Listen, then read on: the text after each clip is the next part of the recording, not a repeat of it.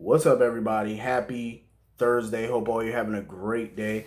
So, today is going to be a little bit different. It's going to be a different type of review. This is going to be more of a retro episode, a retro review. I wanted to do this review because I've never reviewed like the early episodes of All My Children. So, I wanted to review this episode from January 12th, 2009.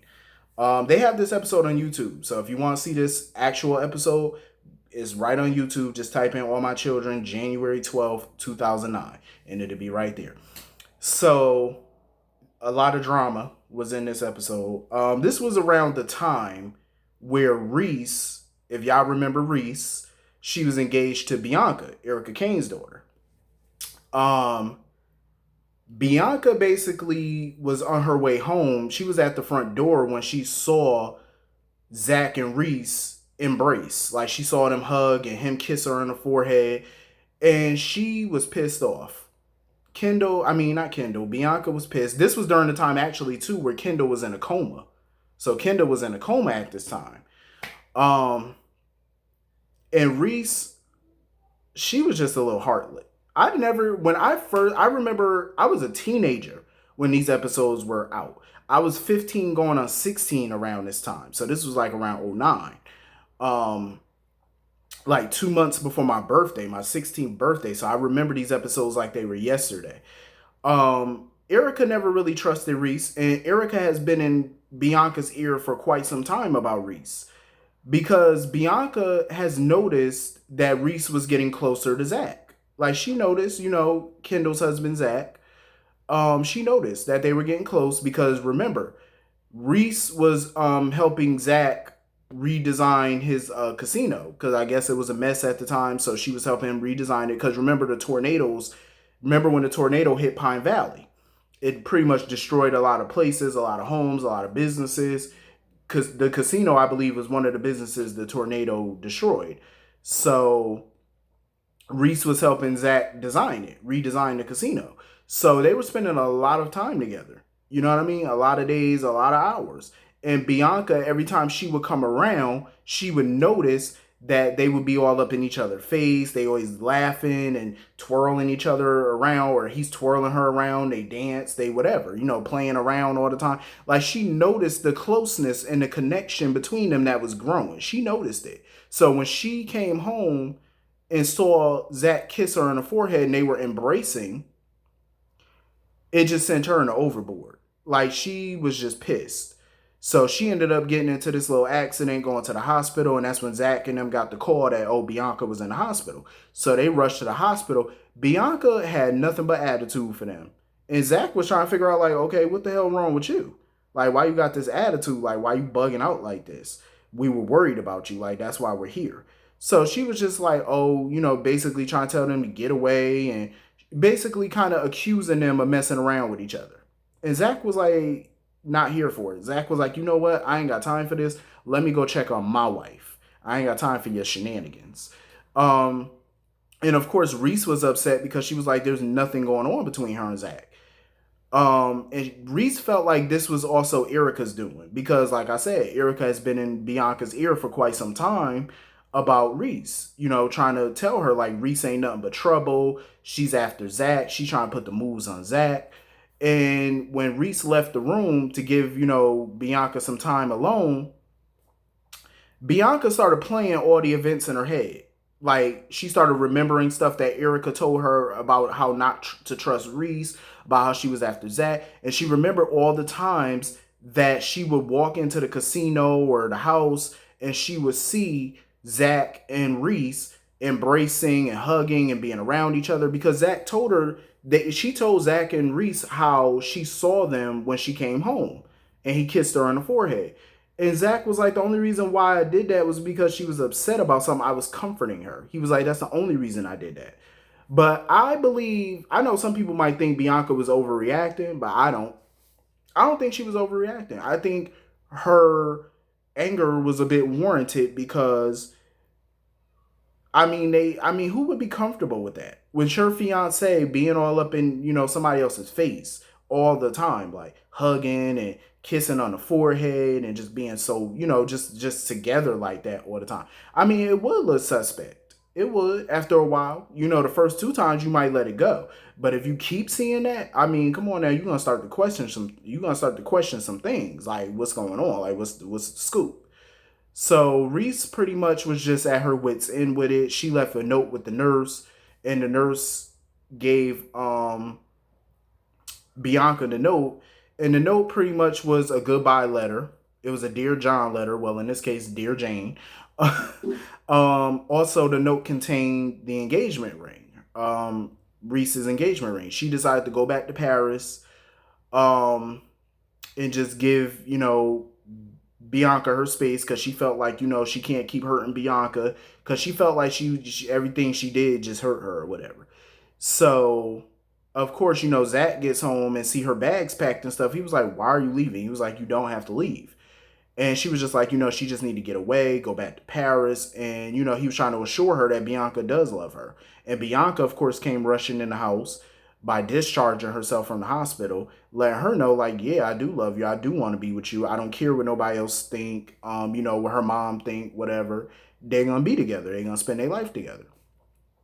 I knew from day one when Reese came to town and her and Bianca got together, I knew that relationship wasn't going to last. I knew it even back then, and I was like 15 at the time, and I knew that relationship was not going to last because I felt like not Bianca, but I felt like Reese just could not be totally honest about things. Like she didn't even, they had bumps in the road even about her parents because obviously Reese's parents were not happy that she was a lesbian.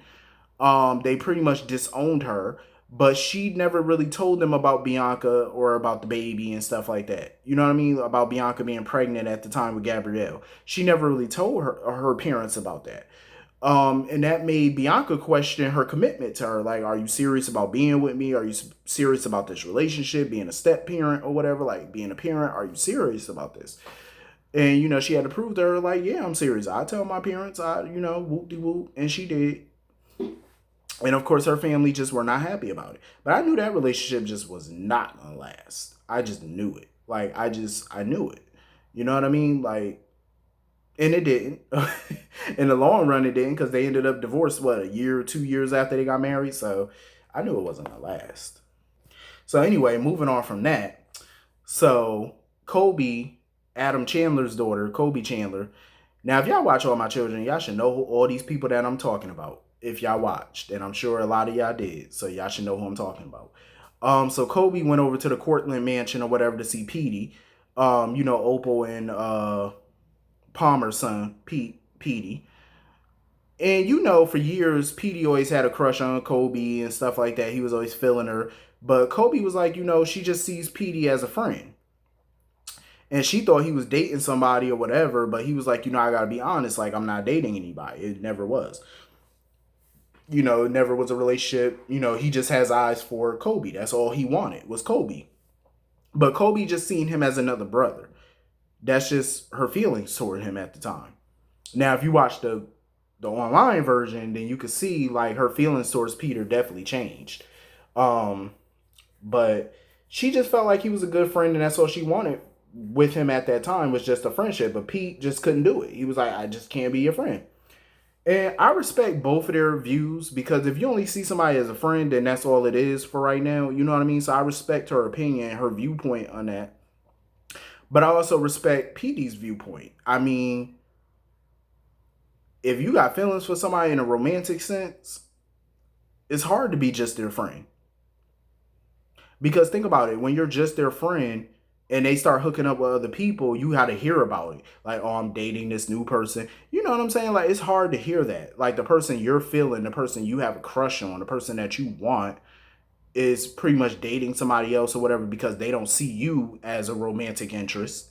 You know what I mean? Like, it's hard. So I totally understand why Petey was just like, yeah, I can't be your friend. And she was upset by that, but he was just keeping it real. He was just being honest. He was like, look, it's all or nothing. Basically, he was like, either we gonna be together romantically or we're not gonna be anything at all.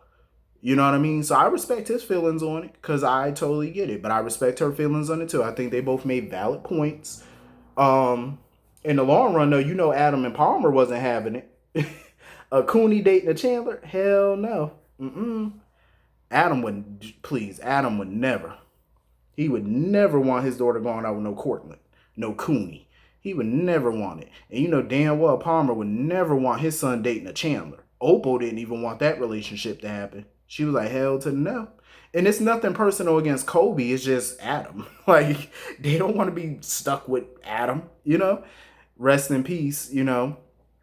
But they just, you know, they didn't want to be, you know, intertwined with them. They were already stuck with each other as it is, you know, because Dixie and Adam had a son together. So they were kind of, you know, connected anyway. And Palmer had a son, Ross. I don't know if many of you know this, but Palmer, if you go way back in the day, Palmer has a son named Ross with Adam's sister, Charlotte. I think they called her Lottie. I think that was her nickname, Lottie. He had a son with her. And I think Ross was like a troubled kid or something like that. I think I'll go back, but I think that's what it was. Well, you know, anybody with the last name Chandler is trouble, so we all know that. So anyway, JR, a drunk mess. JR was just wreaking havoc. Like, he was sitting there at Tad and Crystal house just spilling all of Crystal's tea about her and David while Tad was gone. Tad had to kick him out. He was like, you know what? I got this. You just go sober up somewhere. So he ended up going back to the boat or whatever, Amanda's boat. Y'all remember Amanda. Jake's future wife, Tad's brother's future wife, Amanda. So she was at Wildwind or whatever. David sitting there with a gun on the damn piano, playing a piano, looking all grimace and menacing. She came up in there asking him about what he did to JR because when she was at her yacht, she saw blood on the yacht. And David, little crazy ass,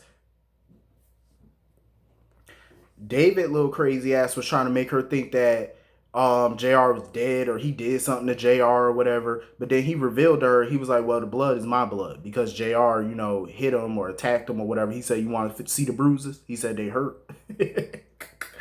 I freaking lived for David Hayward. As much as David got on a lot of people's nerves, David Hayward was my dude on that show. Like, couldn't nobody be evil like David, other than Adam Chandler and them. But David was one of my favorites on this show. He just didn't give a damn. Like, David didn't give a damn. He didn't care who he would have to screw over, use to get what he want. David didn't give a shit. And I was here for it. And I still am all these years later. So Amanda was pissed because he led her to believe that JR was dead or whatever. So of course she stormed out of Wildwind or whatever. She went to the yacht, found JR there drunk. JR just sitting there having a little pity party for himself or whatever. Oh, Hayward's trying to take my son. Maybe I should jump overboard. And, you know, having this little playing victim. And Amanda was not here for it. Amanda was like, you know what? If you want to jump overboard, then jump. I'm not going to stop you. She said, you know what? Better yet, she took out a bottle of liquor. She said, go ahead, drink the rest of it. Go ahead. And I don't blame her. Because it's like you get tired of somebody having a pity party. I never really felt bad for JR. Yeah, you had it rough sometimes, but you still grew up in privilege. You grew up still in a mansion. You grew up with millions of dollars at your disposal. You know what I'm saying? Like, yeah, it doesn't take away from your problems, but you created a lot of your issues. Like, you have a son to take care of now. I understand, you know, you lost your mom, because at the time he thought Dixie was dead. You lost your wife, you know, because this was right after the tornadoes when Babe died. You know, I get it. You're going through a rough patch. But you still have a little son that needs you to take care of him. And you're sitting here talking about, oh, David's trying to take my son. Yeah, well, you getting drunk is going to help him do that, fool. Sober up and get your shit together. So that way you can fight this. And he's sitting there talking about maybe I don't have enough fight left in me or I shouldn't fight it anymore. Fool, get up and fight. See, that's the problem with JR. He also worried about Adam's approval too much. Like, who cares? If your father don't approve of your actions or what you do or whatever, I get that you want his respect. But if you do good and he still don't want to give you respect, that's on Adam. That's not on you. But you sitting here moping and feeling bad for yourself, feeling sorry for yourself, playing the victim card and drinking yourself to death, it damn sure ain't going to make him respect you no time soon. Get off your ass and get it together. And I'm glad that Amanda showed him a lot of tough love and was like, you know what, drink yourself to death then. You know what I mean? Because I'm not going to sit here and be a party to your pity party and you're playing victim. Amanda gave him a reality check. And it finally kind of woke him the hell up. Even though she makes bad coffee, but that's besides the point. Um, I kind of liked Amanda and JR together, but I do like her better with Jake. Definitely, because I feel like if she would have stayed with JR, Amanda would have had gray hair before her time. I'm trying to tell you, like, being married to JR is just, oof, that's a pill in itself. Um, so anyway, moving on from that. Oof, like I said, JR was just spilling all the tea on Crystal. Because he was basically just trying to tell Tad how remember this was during the time where Tad had to leave town. Because his son and his brother were missing. So he had to go find them. He had to leave the country to go find them. So while he was gone, Crystal was, cozying up with David Hayward. And David was supplying her with these drugs or whatever, talking about, oh, they make her feel better. Yeah, okay. So, of course, JR was sitting there spilling all the tea, talking about pretty much the whole damn town know about her and David. Talking about, oh, they the new talk of the town and stuff. They the new couple in town. I was like, uh-oh. JR just didn't give a damn. Crystal was sitting there trying to tell JR to shut up because she's sitting there trying to explain herself, talking about, oh, it wasn't like that. So Tad told JR, you know what, go home, sober up, get out. I got to handle this myself. I love the way Tad handled his business in this episode because Tad didn't get loud. He didn't cuss. He didn't fuss. He didn't none of that. He just said his piece and he let Crystal say her piece. He wanted to know why. Like why when I go check on my brother and my son, you out here messing around and pretty much the whole town know about it, including my own mother. Because she thought Opal told him about it. And he was like, Opal? He was like, what the hell Opal got to do with this? So he was like, damn, everybody in town know except me? I said, pretty much. Pretty much. Yeah, Jesse know, Angie know, hell, they all know. It ain't no secret.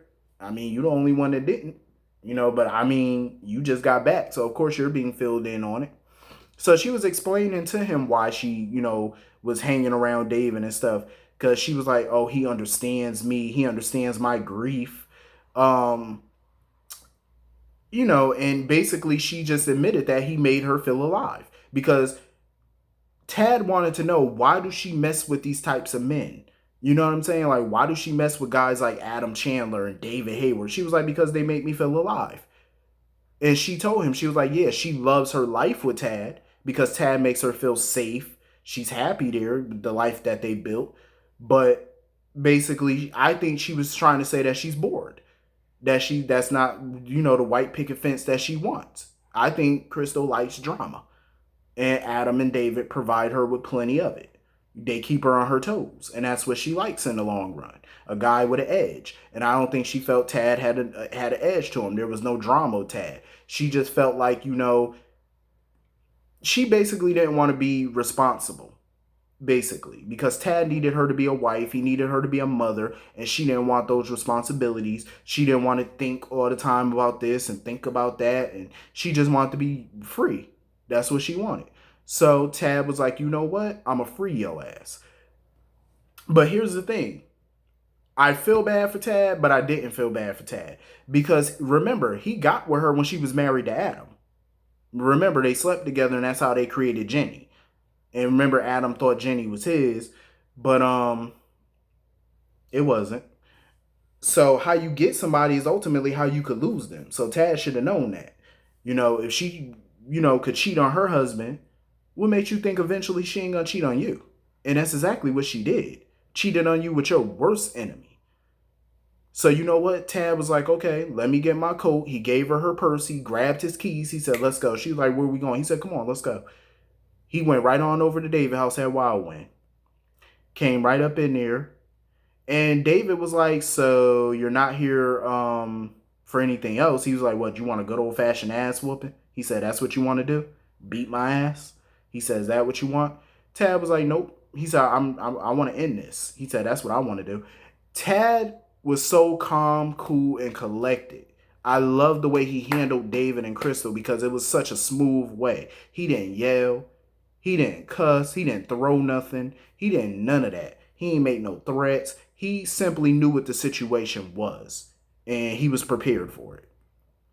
Because, like he told David, he was like, we've been down this road before. Just different characters, different players. But we've been down this road before. And he remember what happened back in the day with Dixie, how David took Dixie away from him. So Tad flipped the script on his ass, and David was confused by it. David was like, Tad, what type of game is you playing? And the funny thing is, David was trying to get under Tad's skin. Tad ended up getting under David's skin. Go figure. How many people could get under David Hayward's skin? Because usually David lives to piss people off. But in this instant, he couldn't do nothing to piss Tad off. Tad had the upper hand. Tad pissed him off. And so he got mad and pulled the gun out on Tad. Tad didn't even blink when he picked up that gun. Because he know David so well. He know it. David's smart, but he's not messy. And he's not stupid. He's not going to sit there and shoot Tad in his own house or do it in front of a witness. He's not crazy enough to do it. So Tad didn't even blink. Tad was like, you ain't going to shoot me. I loved it because Tad was like, you're not going to shoot me, so you might as well put that little squirt gun down and let's talk like men. And Tad let it be known. He was like, you know what? You took Dixie away from me, but you're not going to take Crystal away from me because I'm giving her to you. So you can't take her away from me. This time we're going to change the rules of this game because we played this game before. And he said, you know what? You won. You want her, you got her. So he sat down. He was like, now tell me what you going to do. He said, after all of this is done, he said, so let's talk. He said, so if you win custody of little Adam, where does that leave Crystal after you used her? Because that's pretty much what he was doing. And Tad knew it. Tad knew it. JR knew it. Even drunk JR knew it. And I live for drunk JR. But drunk JR knew what the game was. He didn't have to be sober to see the writing on the wall. He knew what David was up to. He was going to use Crystal to get little custody of little Adam. That's exactly what he was going to do. And Tad knew it too. And Tad was like, the only fool is Crystal. He said she's the only fool because she's sitting here too dumb and naive to see what's really going on. She's sitting here thinking that you understand her. You understand her grief. You're the only one who can understand her. And Tad knew it was bull. Tad knew it. So Tad was like, where does that leave Crystal? Go ahead and tell her that you love her. Because Tad knew what it was. He was going to use Crystal, and when he was done, he was going to spit her out. That's exactly what Hayward was going to do, and Tad knew it. So Tad was like, you know what? You won. You can have her. Y'all two are made for each other. Y'all perfect for each other. Have at it. Have at it. And Crystal sitting there talking about, oh, I got to go home. I gotta figure this out. Oh, please. Like, Tad gonna let you back up in that house. Tad handled that shit perfectly. I love the way he handled it. He didn't yell. He didn't none of that. He didn't throw no fists. He didn't have to. He knew what the situation was. And he was like, you know what? I'm not even going to fight for my marriage. Because there's no point. And he knew that. Because even if he tried to fight for the marriage, he was like, it ain't no point because you just going to try to take her from me like you did Dixie. So let's cut out the middleman. Let's stop the foolishness because I can see the writing on the wall. I will give her ass to you because I don't want her. I loved it. I love it. Now that's how you write a show. I love it. That's how you write a character. I haven't seen this episode in some time, but it just reminded me of when I first watched it back then, and it was so good. It's good now, just as it was back then. Probably even better now that I'm older, you know. But it was a dope episode. This was really dope. So if you want to see this whole episode, just go to YouTube, type in All My Children, January 12th, 2009. You got to see it. It's super dope. But anyway, hit the comment section. Let me know what y'all thought, and I will see y'all all later. Have a great day. Peace.